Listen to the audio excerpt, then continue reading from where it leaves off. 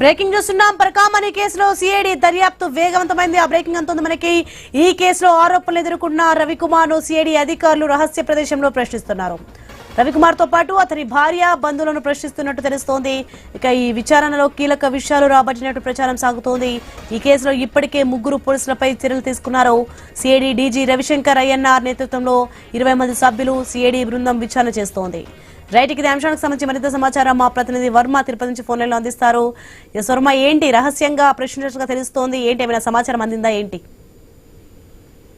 తిరుమల పరకామణి కేసులో సిఐడి అధికారులు దూకుడు పెంచారు. ఇప్పటికే డీజీ రవిశంకర్ అయ్యనార్ నేతృత్వంలో 20 మంది అధికారులు 5 టీములుగా విడిపోయి ముమ్మరంగా దర్యాప్తు చేస్తున్న పరిస్థితి అయితే ఉంది. ఇందులో భాగంగా కీలకంగా నిన్న ఉదయం ఎవరైతే పరకామణిలో చోరీ చేశాడో జేఆర్ మఠానికి సంబంధించిన మాజీ ఉద్యోగి అయిన రవికుమార్ తో పాటు ఆయన సతీమణి కుమార్తెలను కూడా వేరు గదుల్లో ఉంచి నిన్న ఉదయం 9 గంటల నుంచి మధ్యాహ్నం 2 గంటల వరకు కూడా పద్మావతి అతిథి గృహంలో విచారించినట్టుగా కూడా తెలుస్తోంది. ఇందులో భాగంగా ఈ రాజీ చేసుకోవాల్సిన అవసరం ప్రధానంగా ఎందుకు వచ్చింది, దాదాపు ఈ రాజీ సందర్భంగా ఆ తర్వాత టీటీడీకి ఏదైతే 14 కోట్ల ప్రస్తుతం ప్రభుత్వ విలువ ప్రకారం అయితే 14 కోట్ల విలువైన ఆస్తులను టీటీడీకి ఎందుకు రాయాల్సి వచ్చింది, దీనికి అయినా 42 లక్షల ఖర్చు స్టాంప్ డ్యూటీ ఎవరు చెల్లించారు, ఇలా అనేక రకాల కోణాల్లో వాళ్ళని విచారించడం జరిగింది.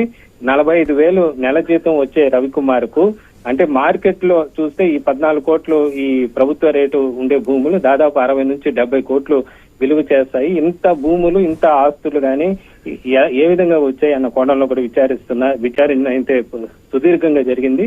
అలాగే 1980 నుంచి కూడా రవికుమార్ పరకామణిలో గుమాస్తాగా చేస్తున్నారు. తిరుమలలో ఆచారాల ప్రకారం జేఆర్ మఠం నుంచి పరకామణిలో ఒక ప్రతినిధి ఉండాలి. అందులో భాగంగా ఆయన అక్కడ విధులు నిర్వహిస్తూ వస్తున్నారు. ఎప్పటి నుంచి ఈయన ఇట్లా చోరీలకు పాల్పడుతున్నారు, ఇన్ని కోట్ల ఆస్తులు ఏ విధంగా కూడగట్టారు అని విడివిడిగా వాళ్ళ కుటుంబ సభ్యులను విడివిడిగా అడిగిన పరిస్థితి అయితే ఉందని చెప్పొచ్చు. దాదాపు మధ్యాహ్నం 2:30 నుంచి 3 గంటల వరకు సుదీర్ఘంగా విచారణ అనంతరం వాళ్ళ ముగ్గురును కూడా బయట ఎవరికి తెలియకుండా కూడా ముసుగులు వేసి బయటికి తిరిగి వాహనాల ద్వారా వాళ్ళని పంపివేసినట్టుగా కూడా తెలుస్తోంది. పూర్తిగా వాళ్ళ దగ్గర నుంచి కీలకమైన సమాచారం అధికారులు రాబట్టినట్లుగా తెలుస్తోంది. ఇక ఈ కేసులో అప్పట్లో రాజీలో కీలక పాత్ర పోషించారన్న ఆరోపణల పైన అప్పటి తిరుమల సిఐ జగన్మోహన్ రెడ్డితో పాటు అలాగే తిరుమల 2 టౌన్ లో ఎస్ఐగా ఉన్న లక్ష్మీరెడ్డితో పాటు సిఐడిసిఐగా పనిచేస్తున్న చంద్రశేఖర్ 3 అధికారులను కూడా ఉన్నతాధికారులు వీఆర్ కు పంపించిన పరిస్థితి అయితే ఉంది. మొత్తం మీద కేసులో వచ్చే నెల 2వ తేదీ అంటే డిసెంబర్ 2వ తేదీ హైకోర్టులో దానికి సంబంధించి నివేదిక సమర్పిస్తామని రవిశంకర్ అయ్యనార్ తెలపడం జరిగింది. ఆ దిశగా దీంట్లో దర్యాప్తు కూడా వేగం పెంచిన పరిస్థితి అయితే ఉంది. Soni, right, thanks for the information.